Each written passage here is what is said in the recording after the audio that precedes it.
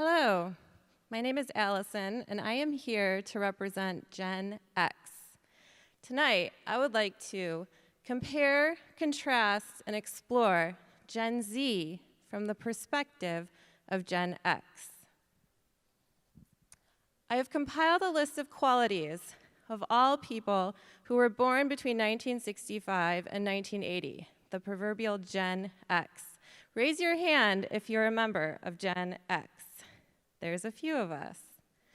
Those qualities include more outside time in nature, increased time with elders, more bowling at school, local connections, more drug and alcohol use in high school, self-reliance, talking to friends on an actual home phone, one-parent working households, eating dinner as a family, mistakes that don't follow us into the future, less screen time, no school shootings, hanging out with friends in person, talent actually equals fame, no one could track your location, more unsupervised time, less aware of global issues, less knowledge of healthy foods. Our media was the VCR, CD player, MTV. We saw the news one time a day. We had dangerous playgrounds. We climbed trees. We spent the majority of our time hanging out with friends in the neighborhood. We had less diversity. We had less news sources. We had all school parties. We passed notes in school. And boredom actually spurred creativity. Now, we also compiled a list of qualities for Gen Z, those born between 1996 and today. Raise your hand if you're a member of Gen Z. There's a few of you.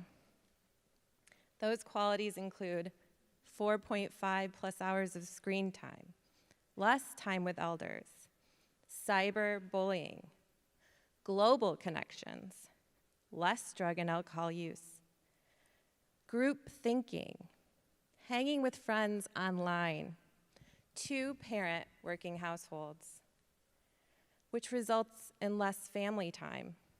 Mistakes follow you into the future. You're searching for likes, school shootings, text and FaceTime, that's how you communicate with your friends, reality TV, environmental awareness, and increased polarization.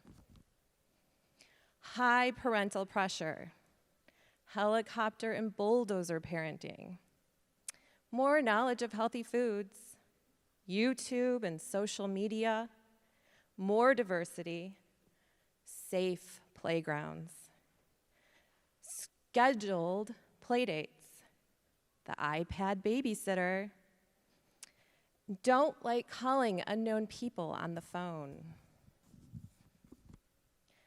Lots of news sources, spending the majority of your time with like-minded people. Parents can track where you are all the time. Open-minded to new kinds of people, and no downtime or boredom. Last year, I read a book by Heather Heying and Brett Weinstein called The Hunter-Gatherer's Guide to the 21st Century. As evolutionary biologists, they wanted to know if our accelerating rate of change in this modern world has outstripped our capacity to adapt. Questions they asked. We evolved to live in clans, but do you know your neighbor's name? Early societies depended on sex differences, but today are we summarily dismissing these differences? What if you walk into a field and see a fence and you don't know why it's there? Would your reaction just be to tear it down? What if that fence is there to protect you? As G.K. Chesterton posited in 1929, we should try to understand things before we change them. If the acceptance of technology and modern complexity and changing cultural norms are tearing down fences, could this result in dire consequences? Gen Z currently blends physical and digital worlds together. 68% think artificial intelligence will have a positive impact. 64% believe the internet will bring us closer together. 58% can't go more than 4 hours without internet access before feeling uncomfortable.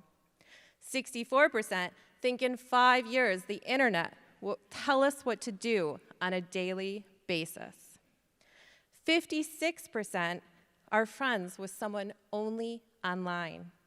And tech savviness is rated almost as high as freedom for them. Dr. Yuval Noah Harari is a historian who has been addressing future possibilities.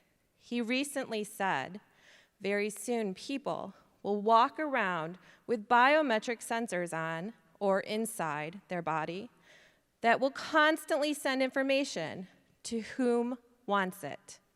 Current technology can hack human beings at a massive scale. The idea of free will soon be over.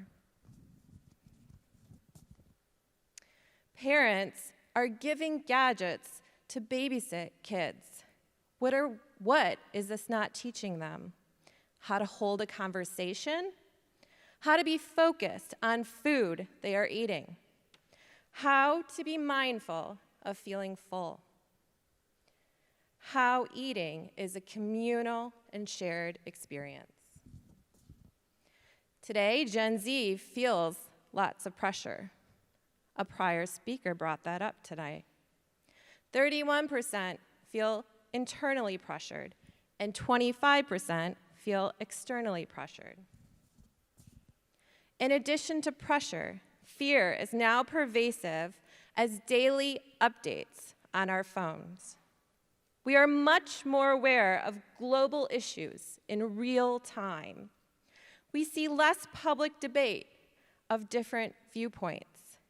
And every time we look at social media, a new standard is set. Mental health is being affected. Only 45% of Gen Z have good mental health, compared to 50 to 70% for prior generations. And according to the CDC, suicide increased 56% between 2007 and 2017 for 10 to 24-year-olds. 54% feel lonely on a regular basis. Growing up in this hyper-connected world can invoke intense feelings of loneliness. Negative news stories, fear of missing out, and shame in falling short can also affect young Gen Z. Jewel is a singer from Gen X who had a very hard life growing up. Her advice is, what you consume changes you, whether it is food, what you listen to, or experience. She doesn't watch the news and has stopped consuming things that are toxic. She asks, are you happy? If not, what are you going to do about it? Seattle Children's Research Institute discovered 50% of preschoolers lacked even one parent-supervised time outside. National Trust research showed children today spend just over 4 hours a week outside, compared to 8.2 for their parents' generation. We need to rethink kids' outdoor time in light of studies showing people who walk in nature get mood upliftment and motivation. Being outdoors reduces stress. When outdoors, you are more mindful of what you see, smell, hear, and feel.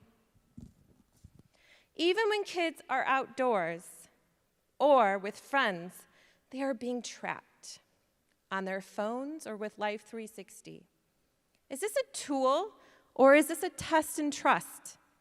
Growing up in Gen X, we were not monitored. This gave us freedom to make mistakes. Why do we not allow this for our kids?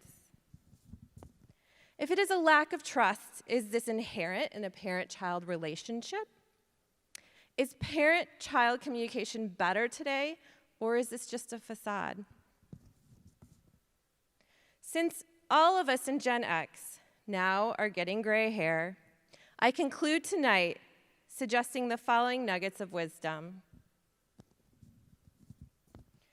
Hang with your friends in person more often.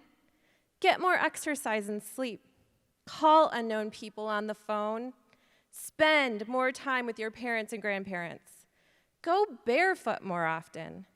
Examine all advances with a long-term lens. Explore meditation. Spend less time online. Explore spirituality. Understand and examine your emotions often. Question narratives.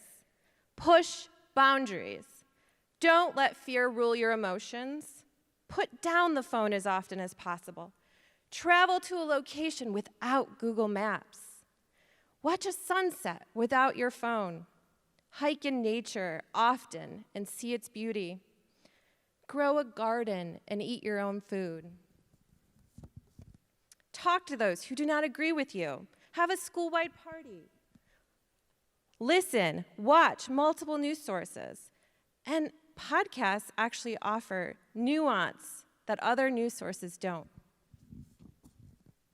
Let technology be a tool and not control you. Check out the documentary, The Social Dilemma. Pay attention to the time you spend on screens. Find time to be in nature. Turn off your phone for a whole day and see how it affects you. Make a pact with friends to use less social media. Stand out from the crowd. Be a critical thinker and make up your own mind. Be brave. Do the conga at a band concert. Be the first one to dance at a party. Stand up for what you believe in. It's good to have a debate. We learn best from failure. Don't let fear of failure let you stop taking risks and trying new things. Every successful person can tell you a lot of stories of the times that they have failed. Lastly, entitlement is not an asset. Hard work will always impress your family, friends, and colleagues. Nothing in life is permanent. Be humble. Self-awareness is key. Know what you're good at and what you aren't.